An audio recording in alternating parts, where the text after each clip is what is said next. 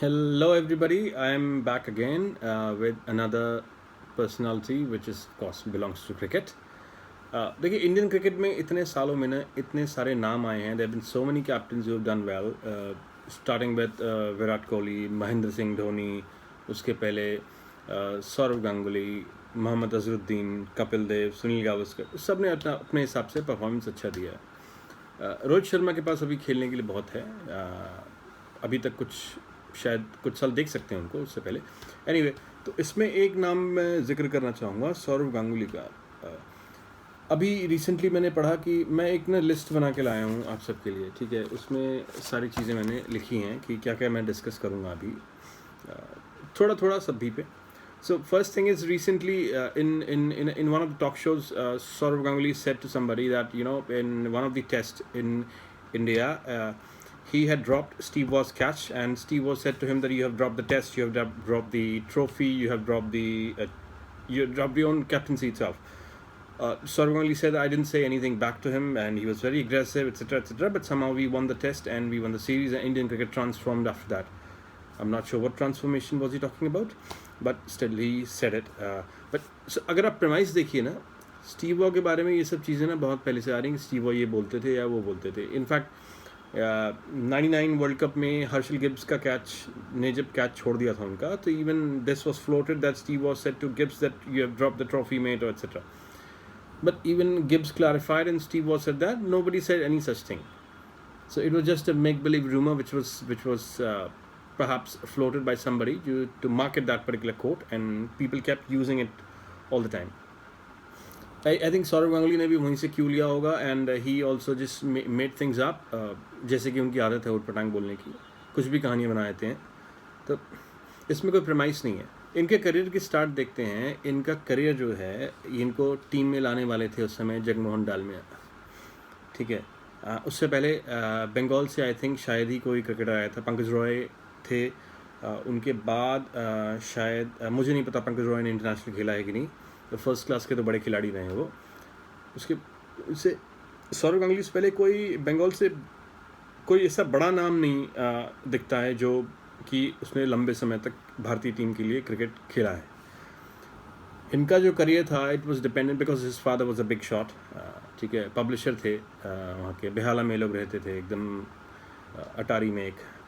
तो इनके पिताजी के पास पैसा बहुत था, इनका क्लाउड बहुत था, इनका पीआर बहुत था, एंड प्लस जगमोहन डालमिया सब साथ थे. तो जब ये कप्तान बने, तो धीरे धीरे इनके बारे में कई कहानियाँ ना पब्लिश होने लग गई कि गांगुली ऐसे थे, Ganguly was this, Ganguly was that, Ganguly so generous, Ganguly was that. तो इनका एक तरीके क्लाउड बन गया. लोगों ने कहना शुरू कर दिया. अब लोग बताते हैं कि गांगुली ने लड़ना सिखाया था हमें, है ना. कहते हैं कि क्रिकेट तो हम पहले भी खेलते थे, अच्छे खिलाड़ी थे, लेकिन गांगुली ने हमें लड़ना सिखाया था, सो वी कुड फाइट. तो इनका मतलब ये है कि 1983 में जब कपिल देव 180 रन डिफेंड कर रहे थे, 2 बार की चैंपियन वेस्ट इंडीज़ के अगेंस्ट, वो भी लॉर्ड्स में फाइनल में, और क्लाइव लॉयड की कप्तानी में थी वेस्ट इंडीज़. तो मतलब कपिल देव और उनकी टीम को लड़ना नहीं आया. सुनील गावस्कर लड़ नहीं पाए, और कोई लड़ नहीं पा रहा था, रवि शास्त्री लड़ नहीं पा रहे थे. ये इन्होंने आके 96 में इन्होंने डेब्यू किया उसी ग्राउंड पे, ऑफकोर्स लॉर्ड्स में डेब्यू किया इन्होंने. वहाँ से इन्होंने फिर जब ये कप्तान बने मैच फिक्सिंग सागा के बाद, तो फिर इन्होंने लड़ना सबको सिखाना शुरू किया. आज तक लड़ ही रहे हैं, खैर सभी से लड़ रहे हैं. तो ये इनके बारे में भ्रांतियाँ ना फैलाएं कि लड़ना शुरू किया. उससे पहले भी खेले हैं इंडियन टीम में, उससे पहले भी अच्छे मैचेस दिए. उस पोर्ट ऑफ स्पेन में सुनील गावस्कर क्या फाइट करता था वेस्ट इंडीज़ के पेस बैटरी के आगे. मतलब 5 फुट 4 इंच का बंदा है, 6 फुट 5 इंच के लोगों के सामने वो टिका. वो लड़ना नहीं कहलाता है, आपने ही लड़ना सिखा दिया है, ठीक है. बट इनके बारे में अच्छी चीज़ ये है कि सौरव गांगुली जब when he became captain, he supported people from the small town. That is a given. This nobody can deny, because once Saurav came in, I mean before Saurav came in, it was perhaps an open field. जो कहते हैं ना खुला खेल फरुखाबादी चल रहा था. मुंबई और ये कौन सी लॉबी है इनकी, कर्नाटक लॉबी का कोई भी चला आ रहा था. मुंबई लॉबी के उससे तो कोई भी चला आता था. समझ लीजिए कि सैराज बहुतले से लेके, नीलेश कुलकर्णी से लेके, समीर दिग्घे से लेके, पारस माम्ब्रे, सलिल अंकोला, ना जाने कौन कौन से प्लेयर्स चले आते थे टीम में जिनका कोई सिर पैर नहीं है. फिर कर्नाटका से आते डॉटा गणेश आए, डेविड जॉनसन आए, और आई थिंक एक आध बैट्समैन भी आए थे। इनका कोई भरोसा नहीं, कुछ लेना देना नहीं, कुछ खेलना नहीं आना, बस लेके चले जाओ। ये लोग तो टूर पे चले जाते साउथ अफ्रीका के, इतने सीरियस टूर पे। अभी तो फिर भी थोड़ा हमें आसान लगता है, लेकिन उस समय पे जब था तो उस समय डरबन की पिच तो आग वाला करती थी, जिस पे एक बार टीम 65 पे ऑल आउट हुई थी, उसमें राहुल द्रविड़ 28 नॉट आउट खेल रहे थे। तो उस समय की पिच जो थी वो तो इतनी फायरी पिच हुआ करती थी। अब तो मेरे ख्याल से सबने ही पिच के जहाँ हालत ख़राब कर दी है, पटरा बना दी सबने, ताकि थोड़े बहुत रन तो बन जाए, फिर भी अपने बंदे ओवरसीज स्ट्रगल कर जाते हैं। क्या ठीक है, Saurav Ganguly was a decent batsman. Okay, there is no doubt about it. He was a handy batsman. He was a handy bowler as well. He did quite a bit, quite well in Toronto against Pakistan in Sahara Cup across the tournaments. I think 3 Sahara Cup खेले शायद हमने उनके साथ वहाँ पे। ठीक, decent खिलाड़ी थे. Not such a big deal that you would be writing his name in the legends and the folklores. Definitely not. Yuvraj yes, Ganguly not. इसके बाद इनका एपिसोड हुआ ये अपने गुरु ग्रेग के साथ, उनको ये लेके आए, कात्या की तरह ये लेके आए काशीनाथ को कि भैया आ जाओ।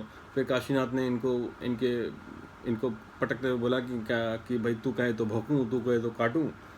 तो फिर कात्या ने कहा हाँ यही समझ लो। काशीनाथ ने मना कर दिया, काशीनाथ चले गए छोड़ के। हालांकि of course he was ousted after the 2007 disaster world cup performance by Indian team. तो मतलब ये है कि एज अ चेयरमैन भी अभी Saurav Ganguly as a chairman आए बीसीसीआई के, ठीक है, उट पटांग स्टेटमेंट। अब पहले था कि भाई लोग अक्सर कहते थे ना कि क्रिकेटर को ही बनाना चाहिए बीसीसीआई या किसी भी स्पोर्ट्स फेडरेशन का अध्यक्ष, so that what happens is an athlete would know more about the problems of the players. An athlete would know more how the cricket is to be played. An athlete would probably intervene when it really matters, when it's a matter of injuries, it's a matter of mental well-being of the players, and so on. जो भी है, payment का issue है, etc. तो पहले बहुत होता था, तो इनको बनाया गया, ठीक है, ये बन के आए चेयरमैन। तो इन्होंने अपनी पर्सनल राइवलरीज निकालनी शुरू कर दी कि भैया मैं देखूंगा सबसे पहले कि धोनी का बंदा कौन है टीम में। जाहिर सी बात है जिसके पास कैप्टनसी गई थी डायरेक्टली वो निकले विराट कोहली। शुरू में तो पटरी खाई इसके बाद भाई साहब ने उनके नकेल कसनी शुरू कर दी। अब कोहली भाई साहब हैं प्रॉपर दिल्ली वाले, ठीक है, उनको तो मुंह खोलना ही रहता है उनको उसमें। ऐसा कुछ है नहीं कि इंटरव्यू में सेटल कर लें, वो फील्ड में भी बोलेंगे, वो सड़क पे भी बोलेंगे, वो दुनिया भर तमाम का लेक्चर भी देंगे। उन्होंने प्रेस कॉन्फ्रेंस कर दी कि ऐसा ऐसा आदमी झूठ बोल रहा है, या ये नहीं बोला झूठ बोल रहा है, इन्होंने बोला कि हाँ मुझे नहीं पता, मैंने ये बोला था, लेकिन उसके अलावा मुझे कुछ नहीं पता, मुझसे तो नहीं बोला गया एटलीस्ट कि भाई आप रुक जाओ। जिस हिसाब से सौरव गांगुली झूठ बोलते हैं ना, आप पता लगा सकते हैं। अभी इन्होंने कहा कि जैसे कि अभी मैं 50 के हैं अभी, यहीं से अब give me 3 months training and I can start scoring runs for India again. 30 की उम्र के बाद इनसे बल्ला नहीं उठता था, ठीक है। जब ये रिटायर हुए थे ये 34 के थे, शायद 35 के थे, तब इनसे बल्ला नहीं उठता था। लेकिन अब ये 15 साल बाद अब ये बल्ला उठा के 3 महीने ट्रेनिंग कर लेंगे। तो वही संघ की जो लीडरशिप है, उन्होंने कहा कि संघ वाले तो 3 महीने में फौज को ट्रेन कर देंगे, आर्मी तो साल भर लेती है। वही लूज कैनन स्टेटमेंट्स हैं और क्या। अभी आजकल ये भाई साहब कह रहे हैं कि T20 में जैसे विराट कोहली रेस्टेड हैं, तो वो कह रहे हैं कि नहीं विराट कोहली तो बेस्ट प्लेयर है आपको तो खिलाना चाहिए। तो सर जब आप जब चेयरमैन थे, आप तो सबसे बड़ी रैंक पे थे ना भारतीय क्रिकेट बोर्ड में। When you were chairman you were right after him कि भैया तू कप्तानी छोड़ दे, तो टीम से भी निकल जा। वो तो पाकिस्तान के साथ मेलबर्न में मैच हो गया T20, जिसमें विराट कोहली ने मैच जिता दिया अपने दम पे। तो उसके बाद से आपकी मुंह बंद हो गया, आप कुछ बोल नहीं पा रहे हैं। शायद आप तो बदल गए थे, आई थिंक मेरे ख्याल से वो दूसरे आ गए, रॉजर बिनी आ गए हैं, सॉरी स्टुअर्ट बिनी, सॉरी हाँ रॉजर बिनी आ गए हैं। तो अब ये कह रहे हैं जब कमेंट्री में बैठते हैं, अब ये now this guy says that you have to play best batsman in any of the formats, whether it's Test cricket, whether it's ODI or T20. So Virat Kohli and Rohit Sharma should be playing. अब ये statement देखिएगा बंदा अगले interview में जाकर कैसे बदल देगा। और जब बात हुई ना ऊट पटांग कुछ भी काम करने की, तो जैसे आपको सभी को पता है कि Saurav Ganguly as a character is somebody who would ask you to fight. When the real fight happens, he'll just crawl back with the tail between his legs to the background. जैसे नागपुर में जब ग्रीन पिच थी वहाँ पे ये भाग गए, देखते ही भाग गए, ठीक है, और तबीयत ख़राब हो गई इनकी, और इनको अकड़ दिखाने में बड़ा मज़ा आता है। जैसे सीबॉ के साथ ये ब्लेज़र लेने अपना कह रहे थे, चले गए थे कि मेरा तो ब्लेज़र रह गया था, ये जानबूझ के दिखाना चाह रहे थे, बस पीआर के लिए चल रहा है। अभी भी हम लोग पीआर के लिए काम करते हैं, और क्या, सभी का पीआर चल रहा है, धोनी का भी चला था, कोहली का भी चला था, रोहित शर्मा का भी चला है, तो गांगुली जी का भी चल ही रहा था। ऑफकोर्स लोग मानने को तैयार नहीं होते ना, क्योंकि नॉस्टैल्जिया एक बड़ी बीमारी है। लोगों को लगता है कि पहले के लोग बहुत अच्छे हुआ करते 10 साल पहले के, आज के लोग बहुत बुरे हो गए, आज बहुत पीआर हो रहा है, मीडिया हो गया। पहले के नेता इतने साफ सुथरे हुआ करते थे, इनको क्या पता पहले के नेता लोगों को मार के गोभी उगा देते थे, है ना, रातों रात चीज़ें गिरा के उस पर समतल करके रोड बन जाती थी।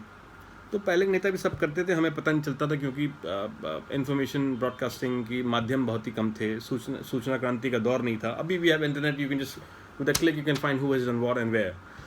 सो वही नॉस्टैल्जिया बीमारी है कि ये बहुत अच्छे थे, आज वाले ख़राब हैं। अब पहले के पूर्वज बहुत अच्छे थे, आज वाले ख़राब हैं। पूर्वज पता चला एक दूसरे के ऊपर चढ़ बैठे थे, एक एक टुकड़ा ज़मीन के लिए एक दूसरे का कत्ल किया करते थे। तो एनीवे, तो मतलब बेसिक क्रक्स ये है कि Saurav Ganguly as a cricketer he was a decent cricketer. मैं उसके फैंस बोल सकते हैं भाई, कमेंट में गाली वाली देंगे, ठीक है कोई बात नहीं, इतना रोज का है, अच्छा है, गाली दो तो और लोग देखेंगे ना, क्लाउड बढ़ेगा। तो as a he was a decent batsman, handy bowler, supportive captain I would say. वो उनके ही राज में, चाहे वो डिस्प्यूटेड है, किरण मोरे कहते हैं कि वो लेके आए थे, गांगुली कहते हैं ये लेके आए थे महेंद्र सिंह धोनी को, ठीक है, उनके ही राज में this guy had come, Yuvraj Singh had come, उनके टाइम में मोहम्मद कैफ आए, उनके टाइम में ज़हीर खान आए, उनके टाइम में हरभजन सिंह आए, उनके टाइम में ही मतलब था कि छोटे छोटे प्लेयर्स जिनकी कोई क्लाउट नहीं था, युवराज सिंह का तो था, पर जिन प्लेयर्स का क्लाउट नहीं था वो लोग भी आ गए, खेलने लग गए।